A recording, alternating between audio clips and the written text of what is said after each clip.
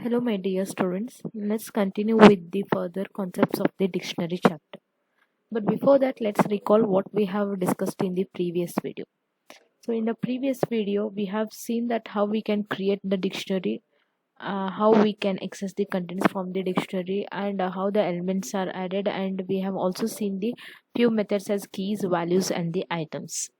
So basically, what is a dictionary? Dictionary is a data structure where you will be able to store the values in the form of keys and the values.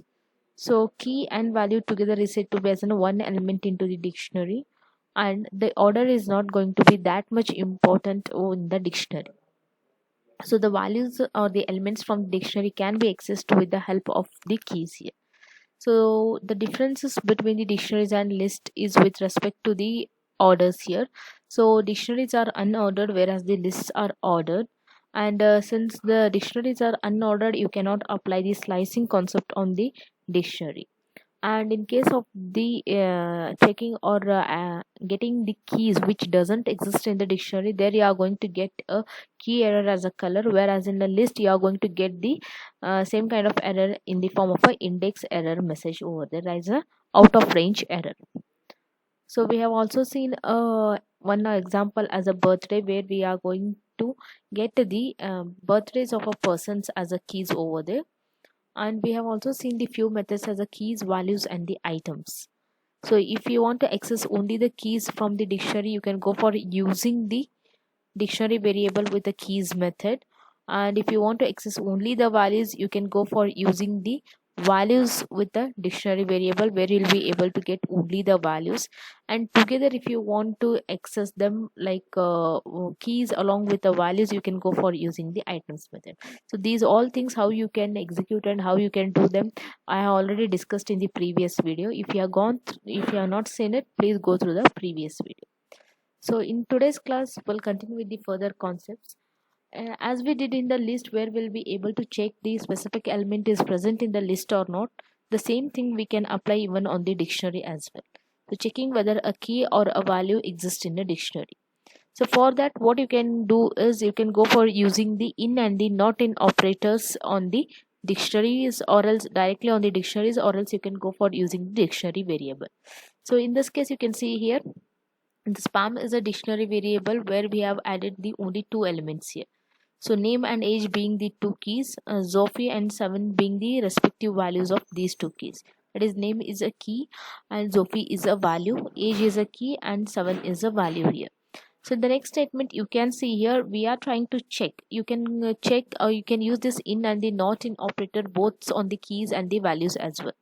So in this first example, you can see here we are checking whether name in spam is a dictionary variable dot keys. So here you along with the dictionary variable, you are supposed to use either the keys or the values methods in order to check whether that specific key is present in the dictionary or not. So suppose if you want to check it with the keys, you have to use the method as a dictionary variable dot keys. So name in spam dot keys means it is going to check whether this name is present as a key in this spam dictionary. So if it is a present, it will give the result as a true. If it is not present, it will give the result as a false.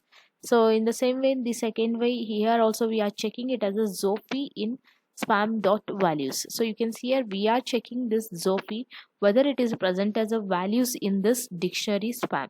So Zophie is present as a value, so will give the result as a true. So another thing we are checking here, color, whether this color is present as a key in this dictionary. It is not present, so it will give the result as a false. So here you are checking not in, so which is true for the color, where the color is not present as a key in this dictionary, so it will give as a true.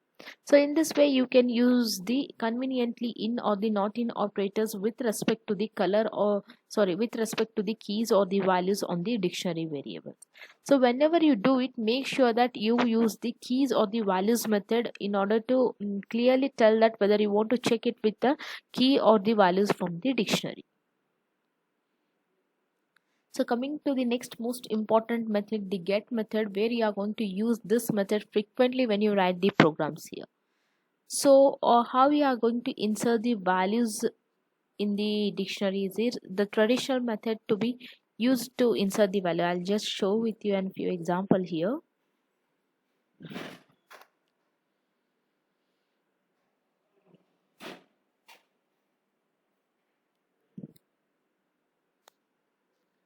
So let me create a dictionary here.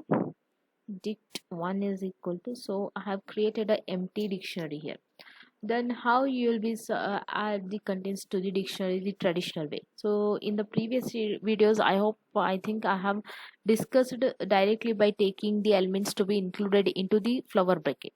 But here in this example, we have created a variable dict1 as a dictionary. But in this case, how we'll be able to add the elements over here? So I'll show you. Dict1 into the square bracket, you are going to provide the key here. So key being, I'll give the value as a name. So to this name, I want to assign a value here.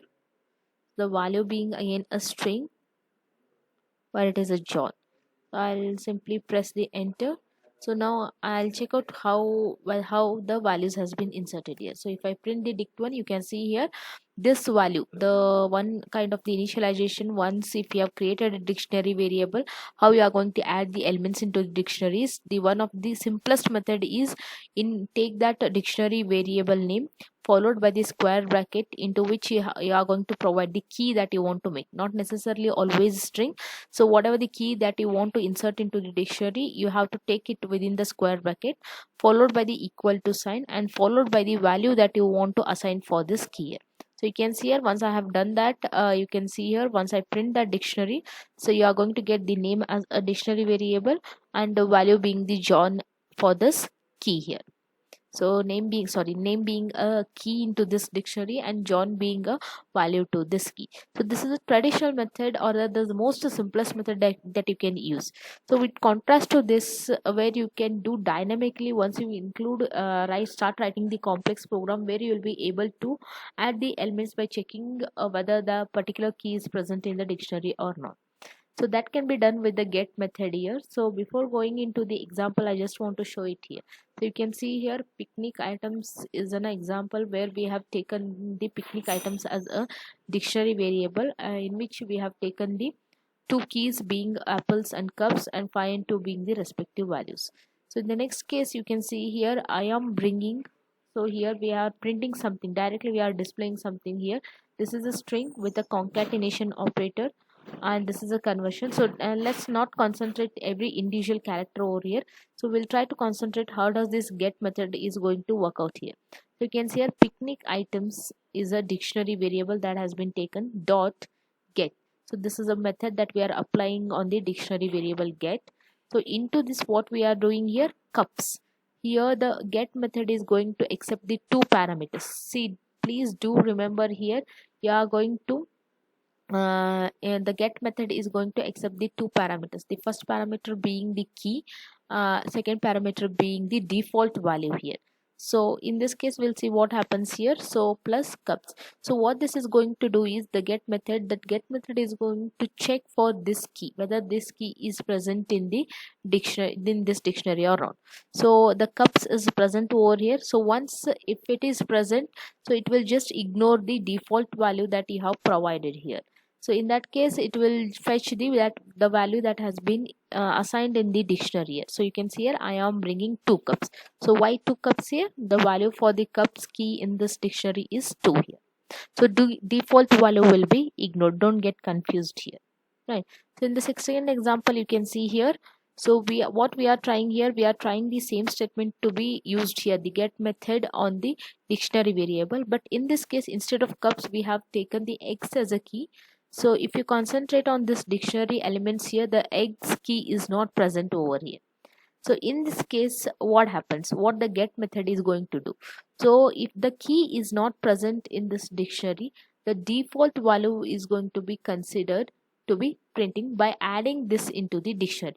This is basically what I wanted to convey to you people is whenever you use the get method, so do remember that the get method takes the two parameters, the first parameter being the key, the second parameter being the values here. So how does it is going to work? First it will try to search whether that key is present in the dictionary or not. If it is present, the default value will be ignored and the actual value that is present in the dictionary is going to be fetched.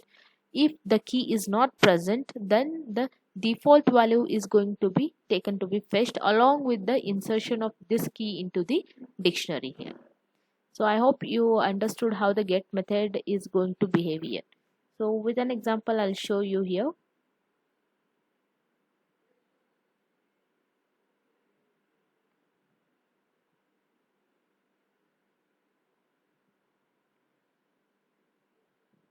So let me show you how does it behaves. And this I'll directly take dict1 dot get. So what does the get method is going to do? I think in dict1 we have the only one element as name being the key and John being the value. So in this case, what I'll do, I'll just take the key as again a name here and the default value being the 0. So let me see what does it gives. So you can see here, if I use the get method on the dictionary, where it how does it is going to behave. This is the first parameter always for the get method is a key.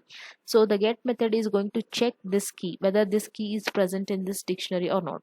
So in this case, you can see here the name is present. So in that case, it will just ignore the default value that we have taken here. So it is going to fetch the value that is present in the dictionary over here. So in the same way, we'll see the another example for the same dictionary where we are going to use a get method. But here what I'll do, I'll just use a different key here which is not present in the dictionary, and I'll take the default value as a 0 here. Not necessarily always 0. You can take the any value, default value that you want to set for the key. So now I'll press the enter key. So you can see here the 0 has been taken to be return value here. Why? Because the apples key is not present in this dictionary. So along with the addition of this new key to this dictionary, it is going to take the default value to be set for that. Now let me check whether actually it has inserted into the dictionary or not. So actually it has not inserted over here. Dynamically it has just added this apples to the dictionary. But if you take it into the for loop and if you try to insert it into the dictionary, definitely it will be inserted, which I'll show it into the next example over here. But dynamically we are executing it directly into the shell. So you are probably getting the default value that has been taken over here.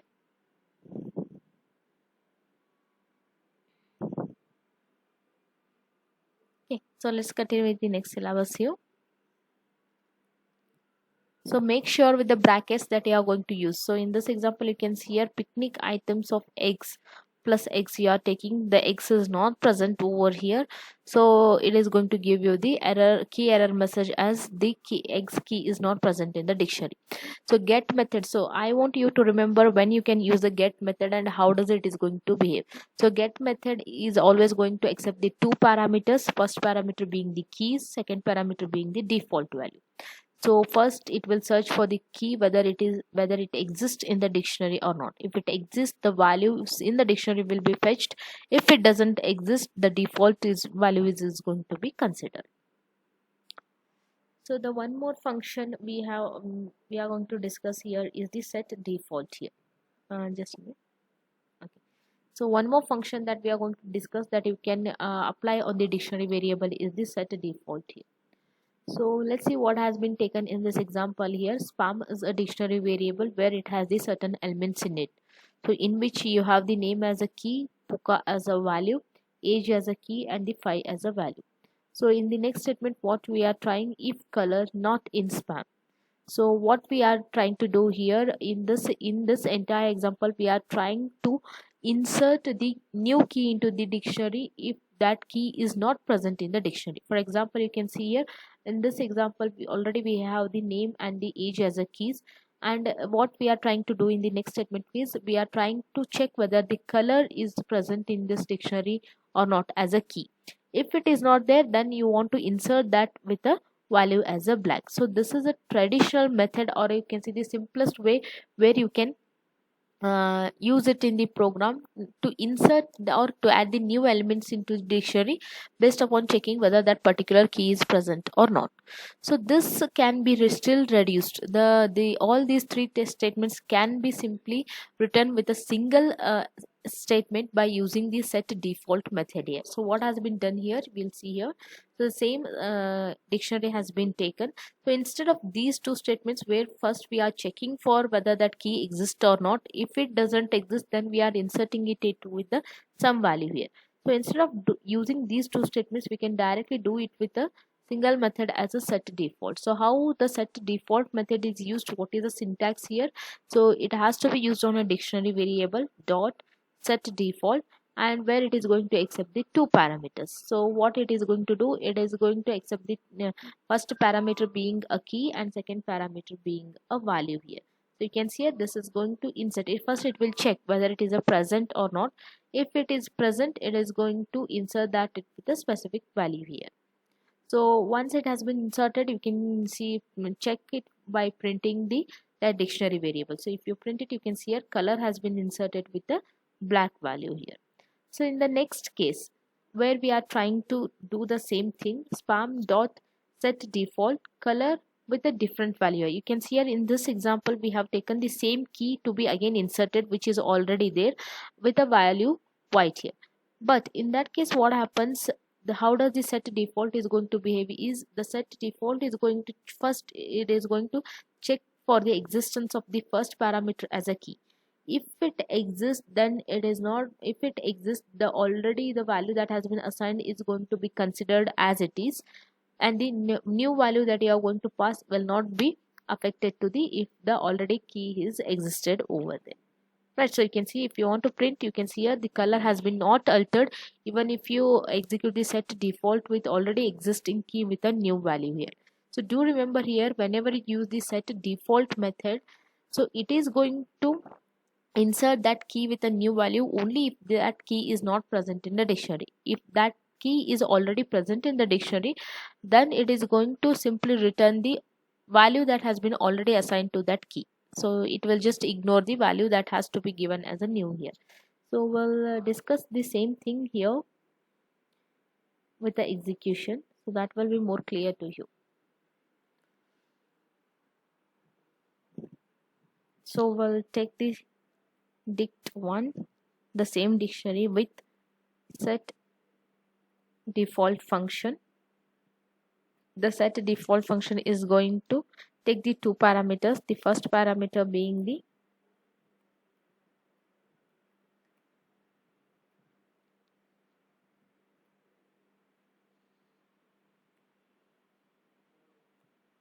so it is returning you the value that has been assigned. So let me check out whether the dictionary consists of that value or not. So here you can see here, so this is at default. I think in the previous example I've shown you the get method. Here, even though it is going to return you the default value for the new keys, I think that key is not properly inserted into the dictionary.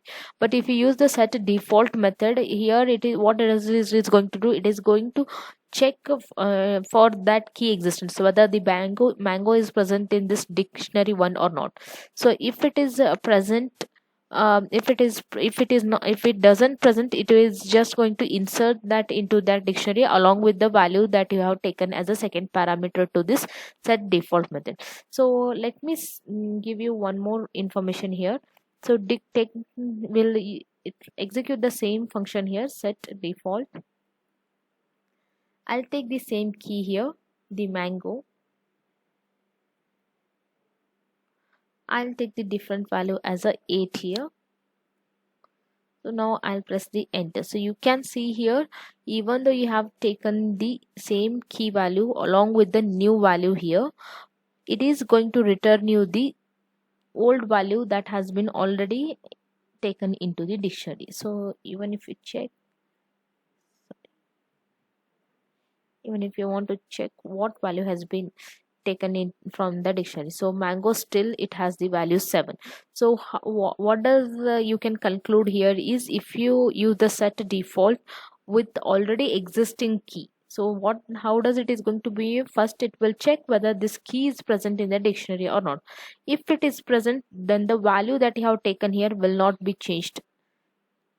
Instead, it is going to just extract the same value that is already present in the dictionary. Right. So only for the first time, if the key is not present in the dictionary, at that time it is going to take the new value that you have taken as a second parameter along with insertion of this together into the dictionary here.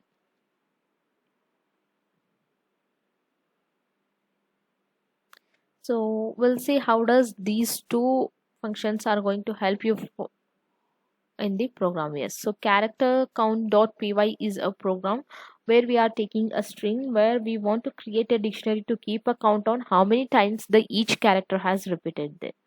So let me show you that thing.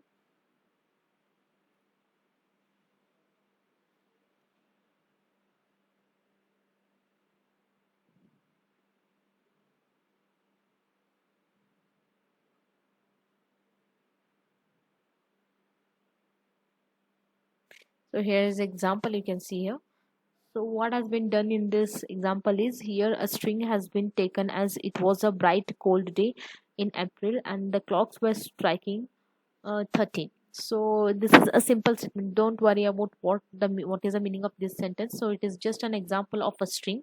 So to this string, what we need to do is we need to create a dictionary where it has to store the how many times the each character from this string has repeated. For example, how many times this capital I has been repeated, how many times this T has been repeated, how many times the W has been repeated. Like this, the count has to be created, which has to be stored in the dictionary. So for that, what we need is we need a dictionary variable. In this example, we have taken the count is equal to flower braces where it says that the count is a dictionary variable. So we have to use the for loop so that it has to keep counting on the occurrences of the each character and simultaneously it has to store into the dictionary. So for that you can see here for character in message. So each iteration this statement is going to point to a single character from that string. Why? Because I already told you that if you use a string variable here, the entire string is going to be treated with a specific index value starting from 0 to n minus 1. That means the first character for the first iteration it is going to point to 0, which is I, for the second iteration t, and so on. So you can see here count dot set default. So what does this is going to do? It is going to check out whether that character for the each iteration whether that character is present in the dictionary or not. If it is present, this is not going to affect anything. Already existing value is going to be taken. So this is going to affect, this particular statement is going to affect only if that particular character is not present in the dictionary. So for the first iteration, the dictionary variable is empty. So for the first iteration, it is going to point to the first character, that is I. So since it is a empty, I is not present, that means this statement is going to insert into that dictionary with the value 0. So I will be inserted with the value 0. So similarly, when it goes for the second iteration where it is going to point to the T, so what does this statement is going to do? It will check whether the T is present in the dictionary or not. So it is not present means it is going to be inserted with the value 0. So we'll see with some other characters. So here you can see W, A. So A is there. So if it is going to point to the A, if A is not present here, then this value is going to be inserted with the value 0 here. So we'll come to this character directly where it occurs with the second occurrence of the A here. So when it comes to this iteration where it is going to point to this A. So what this statement is going to do, again it will check whether the A is present. Yes, it is present. So at that time this 0 will not be added, instead it will stick to the already existing value over there.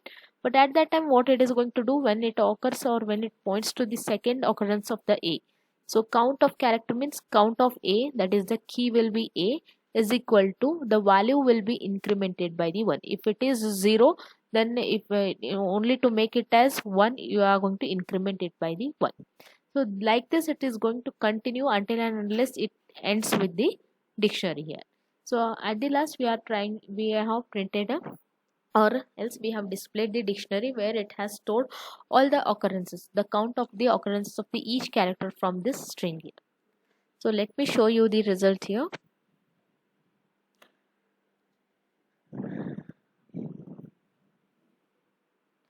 So you can see here, so the occurrence of the I is 1 here, T is 6, and the space, the space is also considered as a one character, which is 13 here. So W, small lowercase w is 2, A is 4, and so on. So one more thing is the Python is case sensitive, where the capital I is going to be different and the lowercase I is also going to be different. So you can see here in this example, lowercase I is also counted for the 6 times here, right? So I hope this example is clear to you people.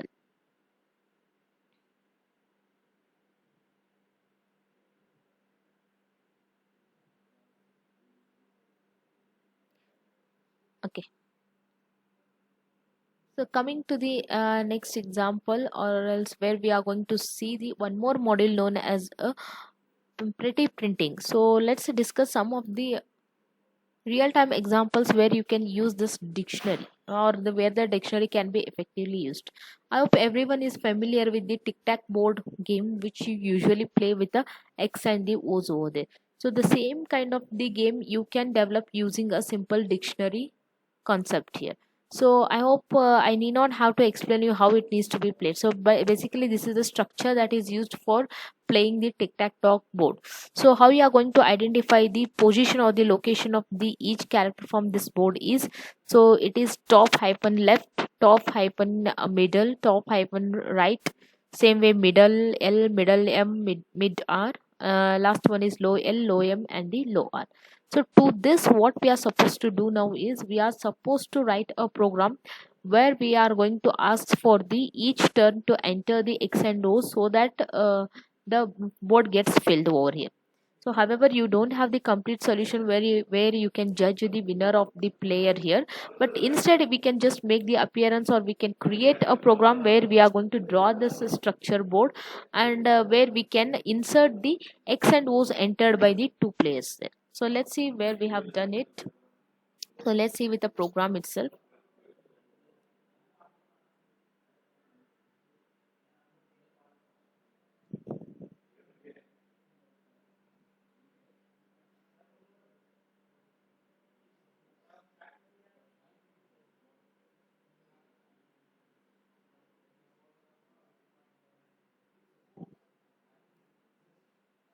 So this is a program here. So before execution, I just want to explain you the two functions here. So you can see here the very first statement is a dictionary variable that we have created to define the different locations that you can consider for the program here. So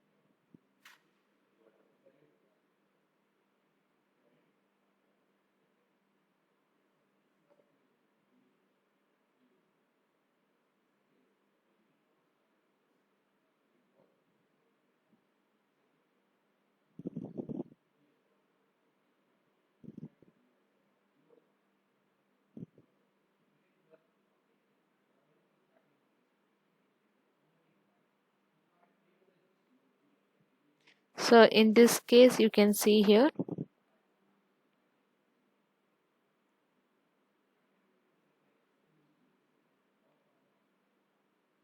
so in this case you can see here why this dictionary, how this dictionary has been defined here. So basically first time the dictionary has been created to define all the different 9 locations from this structure here. So top left, top mid, and top R till the low R here. So all these are considered, all these locations are considered as a keys in this dictionary, and values for this key initially we have taken it as a blank space here. Why? Because whenever the user or the player is going to enter the keys, at that time we are going to insert the values to this respective keys here. So this dictionary variable is to create the different 9 locations of the dictionary with the locations names as a keys and the values being the empty here. So we need to draw that structure of the dictionary, sorry, we need to draw the structure of that tic-tac board. So for that we have taken a print board function, so where we are going to pass the dictionary to this value here. So in that case what we have taken, see in the each print statement there are the four, five print statements just to make it to appear as a tic-tac board over there. So you can see how it has been printed. The board is nothing but the value that you have passed here, the dictionary, and we are taking the top left as a first key, for which it is going to be concatenated with a simple line here, again the line. So this entire function is just to make the tic-tac board to be displayed with the empty values there. So I'll just execute and show it to you here. So just ignore these two displays here. The first part is, so the result of this print is this part where we have tried to structure the tic-tac board here. So in the next case, what we have done here, in the how will be able to insert the values, we have just shown the example here. Suppose if you want to make it to appear like this, where we have inserted the all three O's into the first row and two X's in the mid row and the only one X in the bottom row at the right side. So if you want to do that, how you can do is, the simplest way is you have to redefine this dictionary, but to the specific keys where you want to insert these values, you can take them as a values. For example, you can see the first row all needs to be O's, that is top left O, top mid O, and top RO, and mid L where we want to insert it as a X, mid M X, and mid R with the empty, and again the rest of the values are empty except the last value as a X here, isn't it? So if you define this into the same way, and if you again call this function, that is print board, where you are going to again pass this the board one, the new dictionary, as a parameter. So this dictionary is going to be passed, where it is going to display with the values inserted over there. You can see here all O's X X, where we have directly defined into the dictionary. But what is the scenario here is, we are not going to take as the static values. Instead, we have to read the values from the players whenever the player is going to give in which location he wants to enter either X or the O turn here, that needs to be inserted into the board over there. So let's see how it has been done here for the same thing. Initially, we are taking a one variable, string variable, as a turn, which is by default considered as a X here. So we are taking a for loop, that means the board has to execute, or the game has to execute for the 9 iterations. Why? Because we have the 9 different locations if you consider the tic-tac board there. So for the each iteration, it is going to ask for the location from the player where he wants to insert and what he wants to insert. So by default, the first turn is for the X. So print board, so print the empty board here. So in that case, next you are going to display some message to the players here. Turn for. So this. So we are going to just display the empty board here. Print board, we are calling this function with the board dictionary. So the board dictionary is an empty tic-tac board to be displayed. So the next thing is, you are giving some message to the player as turn for the X here. The initially it will take this value, the X. Turn for X. So move on which space. So you need to, the player has to provide the location name in the sense whether it is a top left, whether it is a top mid middle, low middle, or the low right. So 9 different locations are there. So the player has to provide this location there. Next, you are reading this location from the user into the variable known as a move. So once you have read the location, next thing is being considered that location as a key, you need to insert the X value. So turn X. So how to insert? I hope this statement is not confusing to you. So move input that has been given by the player, where you are going to provide the location in which you want to insert, will be considered as a key here. The board of key is equal to turn. So turn in the sense the X value will be inserted. So this is initially with the X turn. So next you can see here, you are going to change the turn for the other player. So check out, if turn is X, next it has to be tilted to the player O. If it is O, else it has to take for the X turn here. So let's see what has been done here. So your game actually starts from this position here. So empty tic-tac board is present here. You can see a turn for the X, move on which space. So I have to provide the space here where I want to insert. So I just want to see the what notations has been used here. Oh, sorry, I'll just take the key value as a mid hyphen middle. I want to insert it into the middle. So you can see here the turn was for the X by default, and it asked me to which position here, mid M. So I specified the location mid value here, mid with mid. So X has been inserted over here. So how it has been done here, so you can see here the value has been inserted. So at the last it has to print the board where it has inserted. So next it is going to ask me the again the location, because it is going to execute for the 9 iterations here. So I'll give the this, but this is a turn for the wo. You can see here every time it is going to alternate for the different players here. So first time if it was for the X turn, next it is going to consider it for the O turn. Once O turn has been completed, again it will go for the X turn. So like this it is going to alternate until and unless it get completed for the 9 iterations here. So I'll give here as a top right. So you can see here top right has been inserted to the O.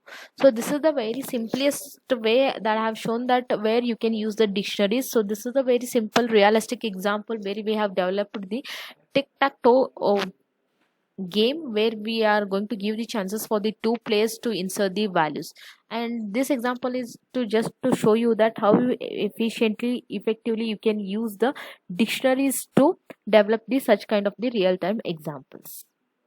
However, the solution is not complete here, so it is going to repeat for the 9 times where you are going to insert the X and the O's, but at the last it is not going to display the winner of the game here. Okay, so even I expect you to try out these examples executing and get with the solutions, and if you don't get anything from here, then let me know.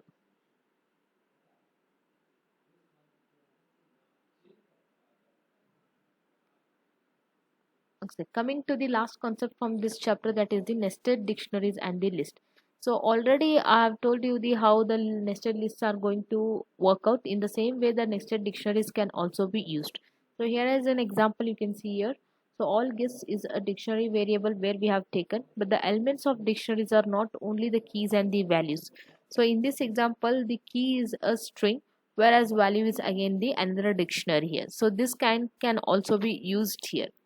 Then how you can access the values has been given here. So total brought user defined function has been taken where it is going, where you are going to pass the two parameters, that is guess and the item, guess being a dictionary here, right? So how you can access got items and then with a get and the num brought here. So basically it is going to access the first list of the dictionary, and then it will go on accessing the inner list as well. Okay, so with this the dictionary chapter has been completed. So if you have any doubts, then let me know. In the further videos I'll continue with the next chapter from this second module.